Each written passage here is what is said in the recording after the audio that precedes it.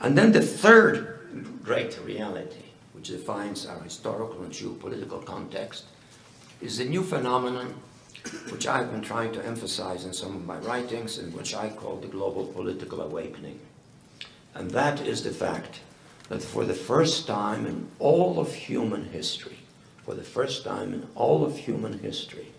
most of humanity is politically activated, politically conscious, and politically interconnected. That's a totally new condition, which emerged just in the course of the last 200 years.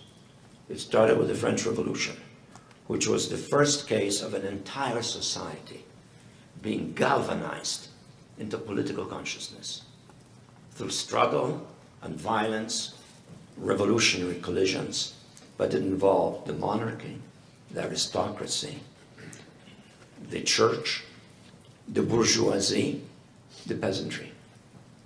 That never happened before. American Revolution was much more pacific in that sense, that it really didn't galvanize the same extent of social mobilization involving active, conscious commitment. It was much more limited in its focus, the desire of independence from the British Empire, from the king, particularly in the realm of taxation, but it didn't have all the other elements of social and ethnic activization.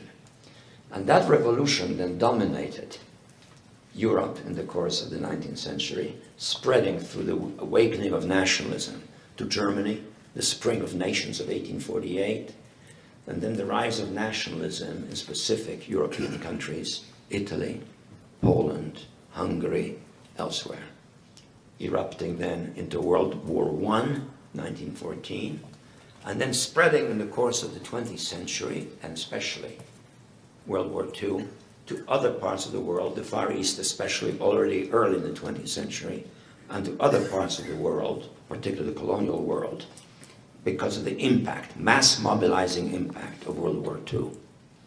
And of course, the appearance in the meantime, first of all, of pamphleteering, facilitated by the printing press, permitted greater mobilization of the masses by agitators, mobilizers, revolutionaries, and then radio, television, internet have interconnectedness today in such a fashion that political demonstrations in Kyrgyzstan increasingly are emulated in Bolivia, or the Velvet Revolution in the Soviet world is imitated, let's say, in the Philippines, and so forth. All of the techniques of social mobilization, protest, dramatization of aspirations are now essentially universalized.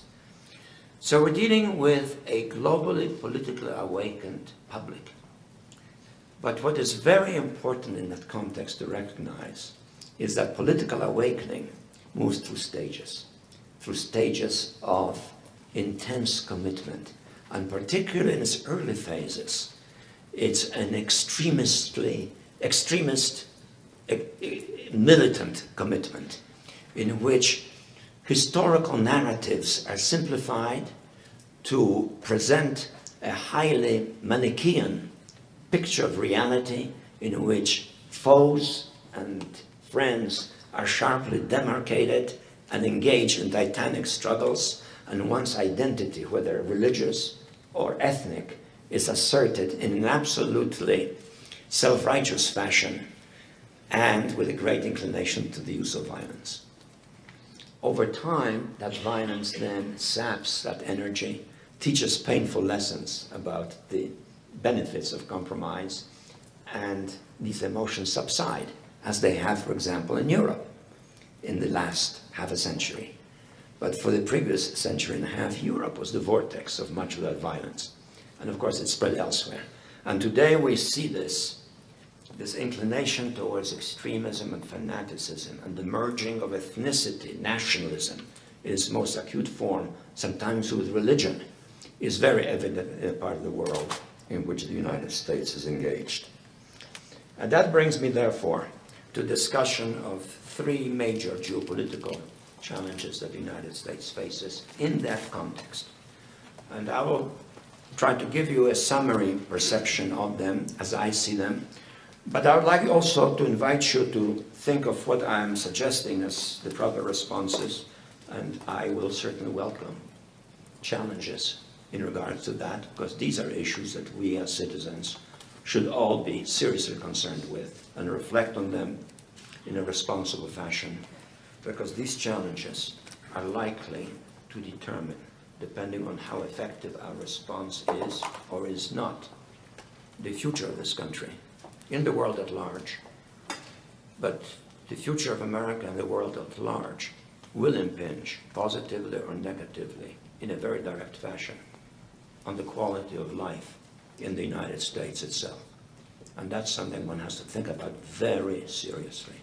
The younger generation here will be living with the legacies of the decisions that are made in the near future. And our grandchildren will have their lives determined by how well or badly we perform on the global scene. So these are matters of the greatest importance, and I'll be very interested also to know what you think.